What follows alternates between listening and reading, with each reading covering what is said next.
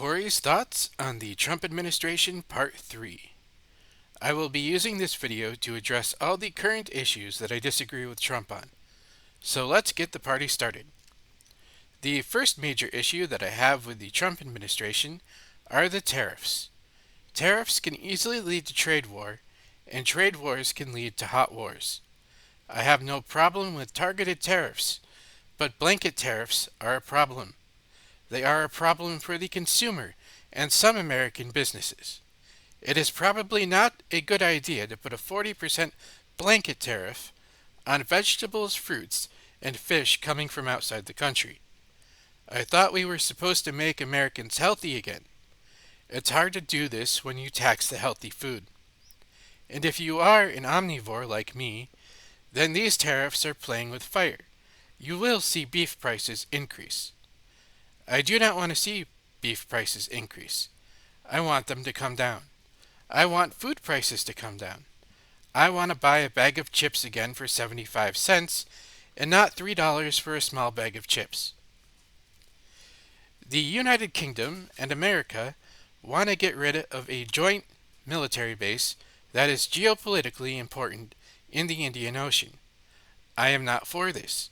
I am a political risk, and national security guy.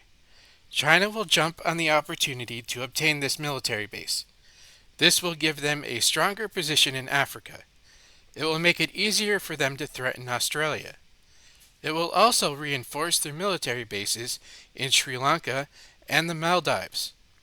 I am a huge supporter of India, so I am against this move. The UK and US are stupid for abandoning this military base to China. I don't want to hear anybody that supports Trump on this issue saying that they care about America, because you don't. You only pretend to care about America. Next up are the farmers.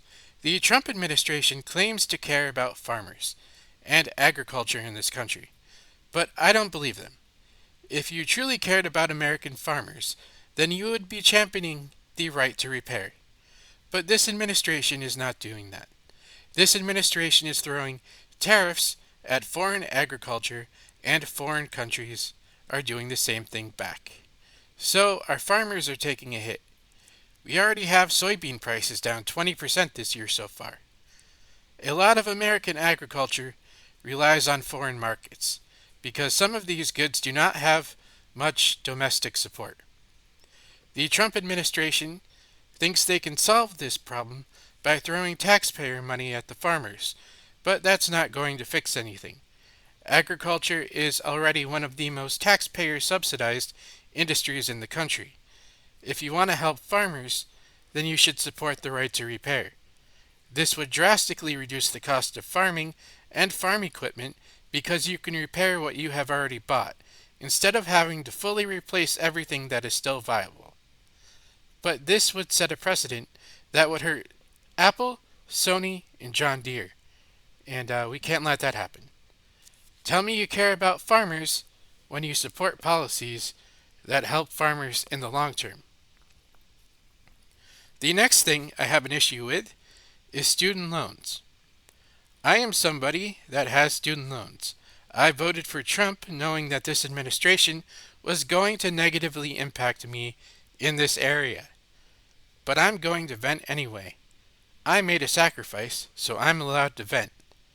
If you are a normal person that did not go to college, then you have an out if you get into a financial crisis. You have this nifty thing called bankruptcy.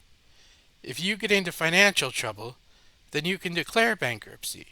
You can get rid of all your debt and start from scratch. But guess what?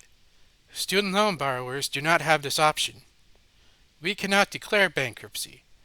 Trump can declare multiple bankruptcies and avoid paying off his debt, but I cannot. It's too much to help student loan borrowers in this country, despite student loan borrowers taking on all the risk and helping to expand the U.S. money supply, which means the average American has more money available to them. New money is created through loans, but most Americans are ignorant on this issue. The government created a safety net 30 years ago. This safety net is known as the income-driven repayment plan.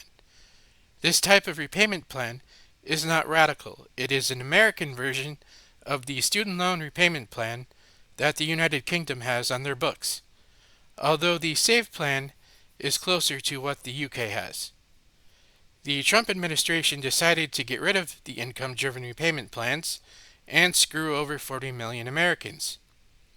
The safety nets are gone, and people are going to start defaulting. This is going to have huge ramifications on the American economy that nobody in this administration has thought about. What happens when people start defaulting? If you have guessed that people's credit scores will drastically decrease, then you win a prize. What does this mean? It means that people will have a harder time buying a house. It means that landlords will have a harder time finding renters, because people's credit scores will have taken a hit. If you have bad credit, then you won't be getting an apartment. If you have big student loan payments, then you will have less money to spend on useless crap to keep the economy going. And this is a huge point that nobody is talking about. Most student loan borrowers are women, and it just so happens that most spenders in this country are women. So what happens if most female student loan borrowers end up defaulting? What happens if they don't have money to spend on useless crap to prop up the economy? This is just something to think about. If you default on student loans in some states, then you can have your driver's license revoked. How are you supposed to pay off your student loans if you can't get to work? This policy is stupid as hell. The income-driven repayment plans made it easier for student loan borrowers to manage their debt, but these plans just got removed. Now we will start seeing the ramifications of this retarded policy on our economy, at a time when the American economy is in the gutter and people don't have extra money to spend. There are people going to food banks and putting their groceries on credit cards. Americans are running out of money during a time when there's no jobs, and the Trump administration wants to throw millions of more Americans into the job market to compete with the tens of millions that are already looking for work. Who the hell is running this country?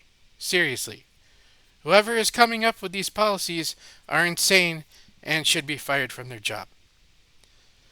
The last major issue I have with this administration is the blatant lies.